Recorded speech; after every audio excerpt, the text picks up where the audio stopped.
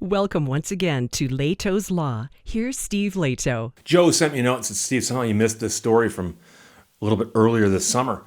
And it's an interesting case. It's been filed, and it survived its first attack by the defendants. And that is that Ford Mustangs, the ones that are track ready, how ready are they for the track? More like Pintos, is the quote. Judge OK's class action suit over track-ready Ford Mustangs, which claims in the suit that Shelby GT350s aren't as great of a track weapon as Ford led buyers to believe. Rob Stumpf wrote it for thedrive.com. The Ford Mustang, of course, is the car that defines the pony car segment. And, of course, it's legendary for its, race worthiness.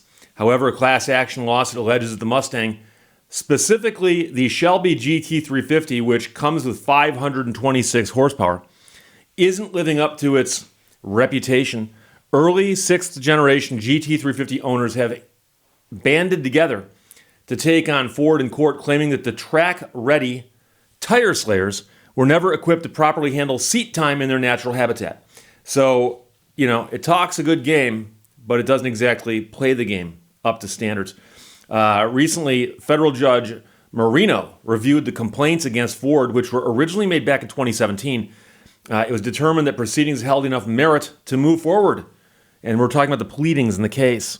They were certified in several states. And then the judge quoted plaintiffs who compared the Mustangs with the Ford Pinto. The Ford Pinto. Nothing and no one wants to be compared to the Ford Pinto. At the center of the lawsuit is a 2016 Ford Mustang Shelby GT350. Specifically, the lawsuit argues that the vehicles equipped with the base or technology packages lacked oil, transmission, and differential coolers found in the higher trimmed cars like the Track, the R, and the R technology packages. Instead, the cars were programmed to enter a performance-limited engine management loop, or limp mode, which capped the power output to prevent damage to the vehicle due to high temperatures. So you want to race it, and it starts limping.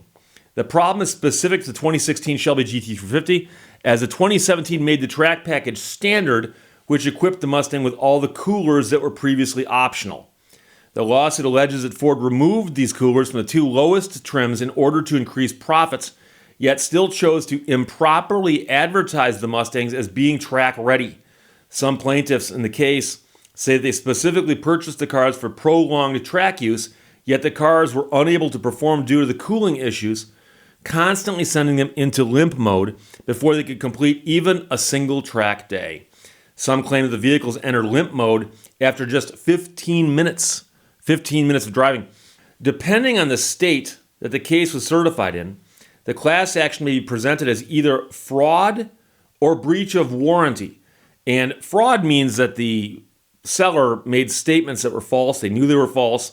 The buyers relied upon them, and the buyers were harmed thereby. A breach of warranty is a little more straightforward and simply says that the seller made promises with respect to the quality of the goods. And breach of warranty case, of course, would come from the UCC. Fraud comes from common law. And both of those, of course, talk about when the vehicle goes into limp mode under quote-unquote normal conditions. Now, Ford maintains this is a safety feature and that it's not a malfunction, and therefore is not a warrantable claim. So people who complained and said, hey, my vehicle's doing this, Ford said, too bad. It's designed it to do it that way. But the judge was not convinced by that warranty defense. The order to certify the lawsuit specifically calls out the lack of these coolers as a design choice and labels it an alleged design defect rather than a manufacturing defect. And then, of course, the consumer's positions on this becomes a bit muddied on a state-by-state basis because warranties are easier to prove than fraud is. Through product placement in James Bond movies and racing partnerships with figures like Carroll Shelby, Ford has spent half a century cultivating an aura of performance and adventure, wrote the judge. But these plaintiffs allege, to Lee Iacocca's chagrin, that their cars are more like Pintos than Mustangs. I'm not sure how great that analogy is, but we'll move on.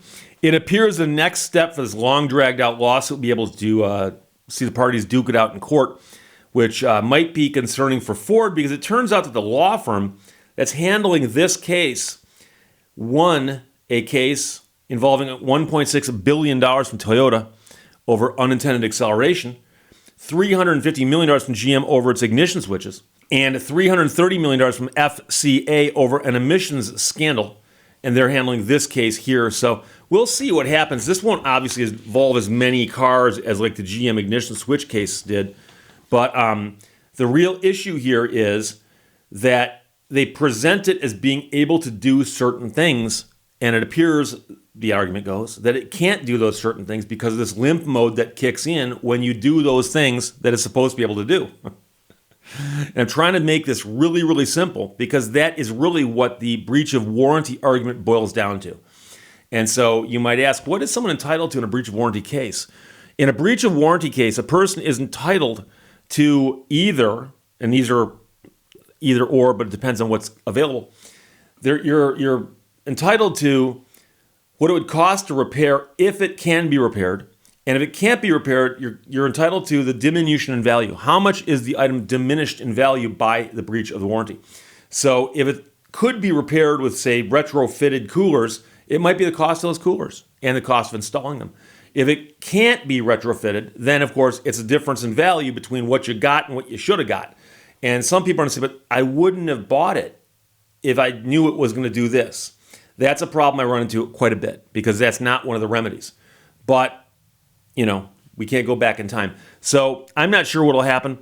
They point out this thing was filed actually originally in 2017. We, of course, are now in the year of 2021. I suspect that the complaint has been amended a few times, if not at least once. And the defendants then moved to have the case dismissed on technical grounds. And the judge has said, no, these allegations actually, if proven, would be enough to sustain a case. Therefore, the case can proceed. And so we'll probably have a long period of time where the parties go through discovery and they try to figure out what's going on here. And somewhere down the road, either the case will settle or it'll go to trial. And then we'll see what happens. The suit claims that Shelby GT350s aren't as great of a track weapon as Ford led on, more like Pintos.